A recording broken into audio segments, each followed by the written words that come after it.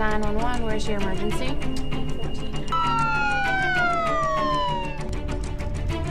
Center County 3256. Affirmative, there's an active bench warrant for the subject. The Sheriff's Department does want him.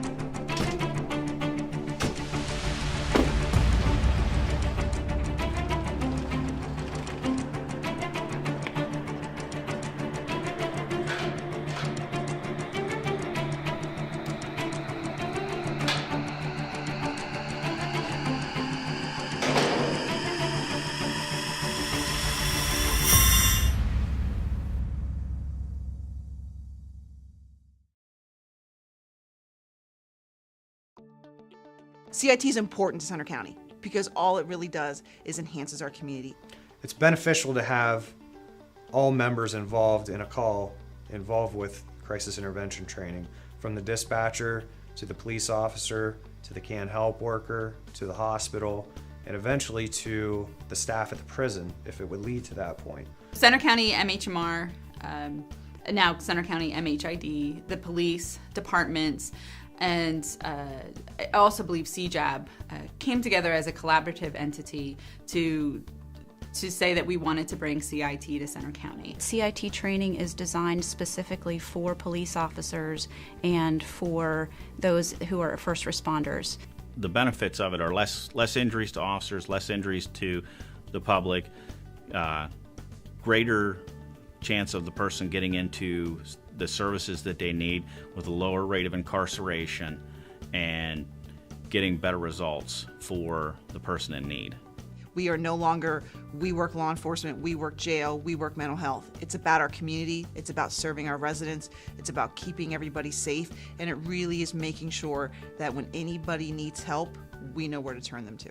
911, where's your emergency? 814 Apple Lane. And your phone number? 867-5309. And your name? Holly Carr. And what's your emergency? It's my boyfriend. He's really agitated, and he said he just wants to end it all. He took all his pills and went into the bathroom and locked himself inside for a few minutes. Now he's acting more bizarre and agitated, and I'm not sure what's going on. Okay, Holly, I understand your concern, and I want you to know I'm sending a police officer and a paramedic who have special training in handling crisis calls. Okay, thank you. The Center County Department of Emergency Communications receives calls from the public asking for help of some type. I think it's a benefit to have all 911 dispatchers trained to the CIT level. We're the first contact that consumer has, so with the dispatchers being trained in CIT, they can start that interpersonal contact and reassure the person, the consumer, that we're there with them to help them through the event. Hey, Chad. Hey, Travis, how you doing? All right, how are you? I'm good. Hey, thanks for showing up. We've been here before. He's got all sorts of issues. He's lost his job, he had an injury at work, and he's been dealing with the pills and having trouble with the girlfriend. Let's go talk with him. All right. The reason that Center County looked to implement the CIT training was because it became obvious that a significant number of calls that the police responded to involved individuals that had a mental health diagnosis. The CIT training is something that every officer should have because I believe it helps you with day-to-day incidents, not just crisis incidents that you're dealing with.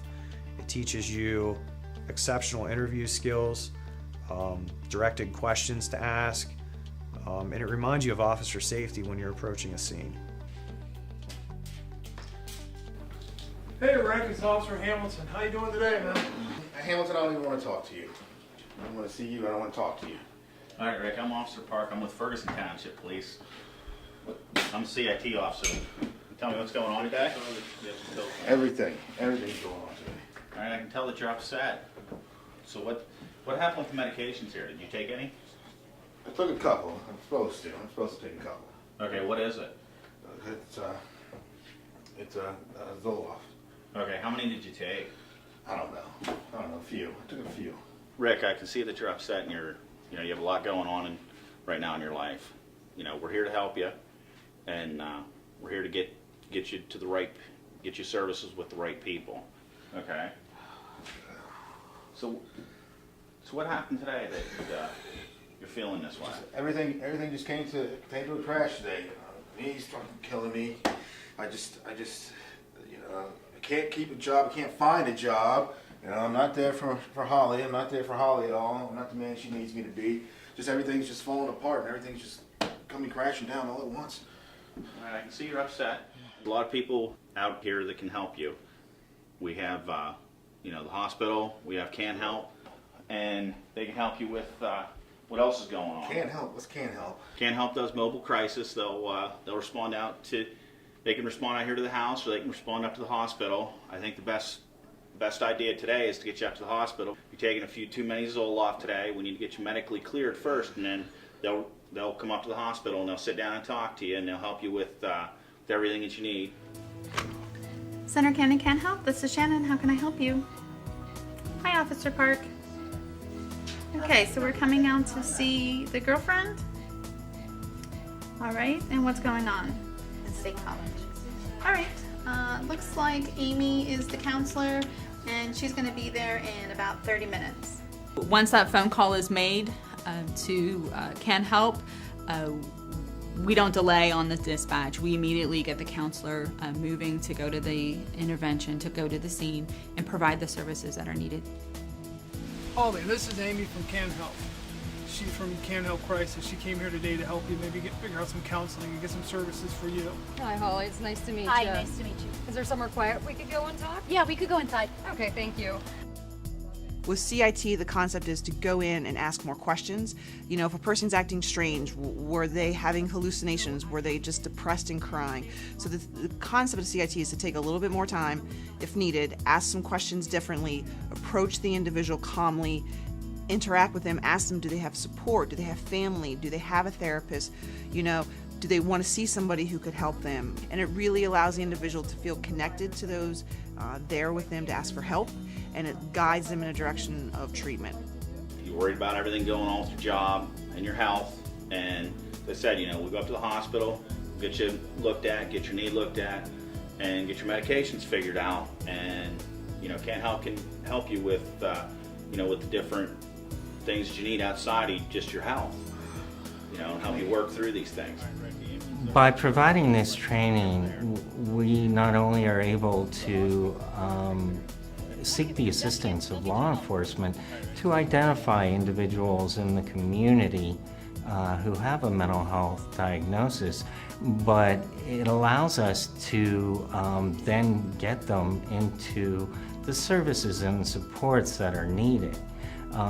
Historically, these individuals would end up in the criminal justice system where they would have minimal access to mental health services, whereas if they remain in the community, there's a greater array of services and greater funding available to provide those services and supports. The skills that we've learned in the CIT program are applicable in every single aspect of every call that we use, be it we're dealing with a patient that's having chest pain that's feeling very anxious about what's happening to them. If we respond to a cardiac arrest and we've got a distraught family member, we can use some of the skills to try to talk them down and calm them down while we're still managing and taking care of the patient. Rick, why don't you come here and have a seat right here for me, sir? If you don't mind me bringing your feet up here to your right. Okay. There you go, nice and easy. How is that? It's okay. It's all right. We're gonna put some seat belts on you here. Oh, you gotta put seatbelts on? Yeah, unfortunately we do. It's just a safety thing, since we're gonna be in a moving vehicle. Is this really necessary? Yeah, it is. The state kind of requires us to have seat belts, but it's okay. They'll be nice. They'll be just snug enough to keep you safe.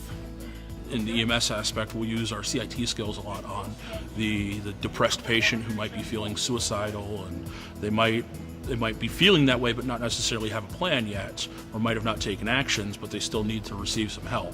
Skills that we've learned and the knowledge that we gain from the program, it's definitely applicable in understanding with these patients that might be suicidal and making threats, to understand that if they have ingested something, how it might interact with the patient, because we get a little bit more detailed knowledge of the different psychiatric medications, psychotropics, and all those that if someone is not a paramedic, that they might not have necessarily an in-depth knowledge of them. So it certainly helps with that by helping us understand how they work and what medications might be used for. During the training, they break you down into groups, and basically they'll present a scenario to you. Each group will get a different scenario. So you'll start from the beginning when the call is dispatched and your arrival to a scene, your approach to the scene, and how you deal with the person in crisis or the consumer. Some of those scenarios we've actually used from incidents that have occurred here within Center County.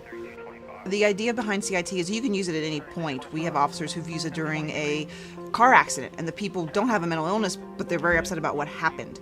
But the calls significant to individuals with a mental illness are different. They have to have an approach that sometimes is just safer for all parties involved. And so they have to take the time to understand where this person's coming from, especially because of their illness, to understand how to help them. And so taking that time and that effort and watching their body language, listening to them speak, hearing what they have to say, watching their emotions can really help the officer figure out what's the best course of action for them. That not always equates to going to the hospital or going to jail, but maybe getting someone to come to them and help that individual on site. 55% of the calls that the police officers respond to as a result of the training are able to be resolved on the scene. The crisis intervention training has been very valuable for our staff because it inherently reinforces our core value of treating individuals humanely and compassionately, and we really focus on interpersonal communications for everyone. The CIT training helps us identify another group of people and what they might be going through and how to deal with people that have a mental illness, and give us another tool on top of what we're already doing. I called my girlfriend. I haven't talked to her since this morning. I will absolutely let you make a phone call as soon as I finish this process and get you booked in. I need my medication. I take medication. I need that. Do you mind if I call you Rick? No, that's fine. Just Okay. go right ahead. Go right ahead. Yeah, All that's right, fine. Rick, I'm going to get you into the system. We'll get you a phone call. We have medical staff available. They're going to also ask you. Whenever individuals come into a correctional setting like this, especially if it's their first time encountering this kind of situation, you're now confined where you've never been before. There's sounds and things happening, doors slamming behind you that restrict your movement that people aren't used to hearing. So we'll find that sometimes people begin to get agitated, and if they've got an underlying mental health or intellectual disability issue that compounds that, it can quickly evolve. The CIT officer can use their skills that they've learned to take that situation and help the individual feel more at ease. It gives them someone to talk to listen to as an outlet to help them cope with what's going on around them. For many, it's a new experience that's causing a lot of that anxiety. For CIT to be able to be in this community, we really had to have the support of our police chiefs. We had to have the support of our commissioners, of our warden, of our 911 director to really have this be a successful program. The goal of the program is to be able to give them the tools to de-escalate that situation and to bring it down a notch, just so they have the ability to communicate with that person and help get them to the next step in whatever the treatment may be. Police wanted to have skills that they were able to de-escalate the situation and not have to use authority in a way that may cause injury to the person or, very importantly, to the police officer. It helps us understand more so what the police officer is going to be doing and what 911, the public safety telecommunicators might have done, so that when we arrive on scene, we've got a better understanding of not only the etiologies of what's going on with the patient, but what has already been done from the other aspects of the CIT program. Anytime that things can be resolved peacefully with a compliant person is always a better resolution. Not only are individuals diverted from the criminal justice system, but also because these first responders have the skill set to now do some initial de-escalation, some of the individuals are actually diverted from hospital placements too. Whenever we initially respond to a call, we don't stop and think about the CIT training that we've had. It's already ingrained in us. It's better to educate ourselves, to know what's out there, to know how to help somebody, to better understand somebody. For then we all walk away a better community when we do that.